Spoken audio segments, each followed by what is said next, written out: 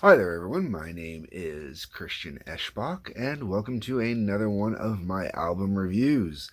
And in this one, we are talking about Jani Liimatainen. The album is My Father's Son. Uh, I've discussed Liimatainen before in other reviews.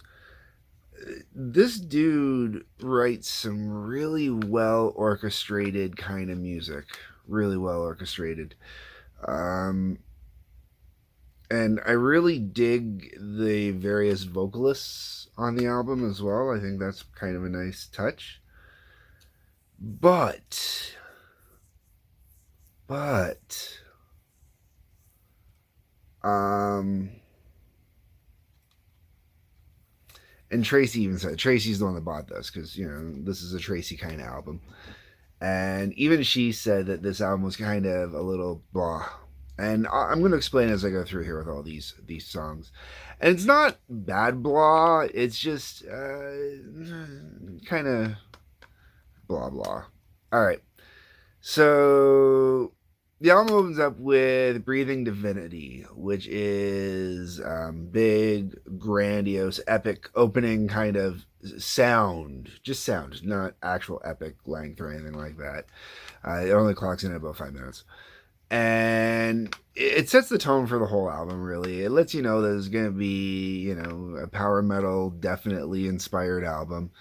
But it has this mix of kind of like 96, 97 hard rock and heavy metal influence in there as well. It sounds like, like the tone, the overall kind of vibe, the sound, the thickness, the everything about it kind of goes with like what you would expect after listening to say Reload or Kiss's Carnival of Souls or Ozzy's Perry Mason. I guess that'd be 95, but you get what I'm saying. Like in that time period in there, that post grunge, or well, grunge was still kind of going on, and all the metal bands were kind of trying to get dark as them and whatnot. And um, that's kind of it's power metal meets that, and that's the best way I could describe the song in general. Which outside of that, there's not much else to say about the song. Pretty heavy on the synths too. In general, there's some great riffage in here, but the guitar riffage is kind of generic guitar riffage. Um, and like there's nothing, no standout like great hook kind of riffs going on in here. It's definitely got that whole orchestra vibe where this is big grandiose and all the instruments are playing all these different parts and they're all over the place, which is awesome and whatnot. But at the same time, it really doesn't leave much to the memory. All dreams are born to die. I loathe the drumming on this one. Just not a fan of the style of drumming, which is pushed way too far forward in the mix, especially right at the start of the song. In general, I'm not a huge fan of the song. There might be somebody out there that likes it, it'll tell me that I'm wrong, but I'm just not a fan of the song. The arrangements are pretty cool, and it does give the song some diversity, which is kind of nice. But it's power metal. There's always going to be a little proggy atmosphere in there, so that's kind of what helps out. And there's definitely a little more proggy atmosphere in here with the changes and the mix-ups and stuff like that. What do you want? Take everything I said about the last song, basically, except for correct the drums in the mix, and basically that's this song. Who are we? It's good while playing. Doesn't stand out compared to anything else that's already been on this album. It kind of sounds like it's a little bit of everything that's already been on this album. Side by Side is one. Okay, so I've said this before about some of these power metal bands. I've said it before. I think about Liimatainen and other projects. I've definitely said it in my last review where I was talking about Sonata Arctica. They can sometimes release these great songs that sound like they're right out of an 80s movie. They're heavy keyboard driven metal soundtrack kind of songs. the stuff you'd hear like in music in movies in like 88, 89 kind of stuff, maybe even a little earlier sort of thing, um but this song in particular has some tinges of that mid 90s metal I was talking about earlier in there. uh, but I think this song in general could be a gateway drug for fans or people of that like that style of music, that that big soundtrack, grandiose kind of style of soundtrack. um, Side by Side could be a gateway drug into here if you're into that. It really does kind of really capture that kind of vibe and essence of the time, except for those little tinges of the 96 metal in there. Next up is Music Box. This one is basically kind of 90s, early 90s metal. And, it's too technically masturbatory to be Def Leppard, but it's too mellow to be Collective Soul. Collective Soul is automatically kind of where I gravitate to on this one. When I first heard it, I'm like, it kind of sounds like Collective Soul. Not really, but kind of. Like there's just that right kind of essence in there. I know it sounds weird, right? Okay. Into the Fray is just another song on the album. Nothing really. That's it. I could now, or I could stop now. This song sounds like it'd be perfectly at home on a lot of the acoustic stuff I've covered on here, especially as of late. The Sonata Arctica, it definitely sounds like it should be on there. The Acoustic Adventures albums. Or like some of the Canadian bands I've covered as well. Crash Test Dummies and Great Big Sea. More Great Big Sea than Crash Test Dummies, just because it's got that kind of vibe that is also associated with that Canadiana Celtic kind of vibe going on. The whole way around, it feels kind of Celtic-ish on this song, even if it's just me misreading it. But that's kind of the vibe I get out of it. The female vocals on this one, because it's the only song on the album has female leads. Fantastic. It's a really nice change from the rest of the album. Not that I'd want to hear a whole album of this particular woman singing. She's got a very lovely voice, very nice and everything. It's just her style of singing. Um, Actually, kind of reminds me of. I really wish I could think of her name. The lead vocalist from the Cranberries there, who passed away. That's what that's for.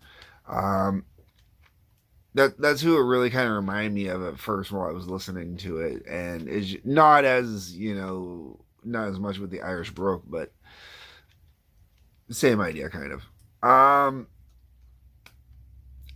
The whole way around, I Could Stop Now is one of the more enjoyable songs on the album because it is honestly um, different than everything else. It really does stand out compared to everything else on the album. And if I were doing a mix, like if I was doing an acoustic mixtape kind of thing, I would definitely think about maybe putting this into an acoustic mixtape. It's kind of got a fun, it's got a good fun, a good vibe, a good bounce to it. You know. Next up, Haunted House. This might be the first song on the album that I really kind of dig into. Might be the only song on the album I absolutely dig into. And the reason why is the song has a very kind of dark and ominous vibe, while at the same time it still sounds pretty and dreamy. And it's really, to me, it's a song for a guy that's just getting divorced, or like, to me it kind of hits home of what life was like when I first got divorced and I threw my wife out of the house because I kept the place that we had been living in, my ex-wife. And when I threw her out, and all her stuff, all of the stuff that was hers and my sons and whatnot was moved out of the house right off the bat. The house was honestly empty. Like, I had a chair in my living room and my drum set. That was all that was sitting left in my living room. My couches were all gone, furniture was, like every piece of furniture was basically gone. And the one chair I had was an old chair that had been sitting around for like ever. And like you notice how empty the house is, and you kind of you kind of see the memories up against the wall and stuff like that, and you don't want to. And it's just kind of like that whole vibe of the house being empty, you know. And it's haunted by the memories. It's not even haunted by, you know, actual ghosts, you know. It's just, I hated that house. I really did. And I hated that house even before the divorce. Um, which is why I love my house now with Tracy, and I love my wonderful life. It's a great, wonderful life here I've got with my Tracy. All right. And this last song on the album is My Father's Son. And this is honestly an epic track. You know, clocks in at 11 minutes, 31 seconds. I'm not. The first half of it is pretty kind of power metal generic, you know, just.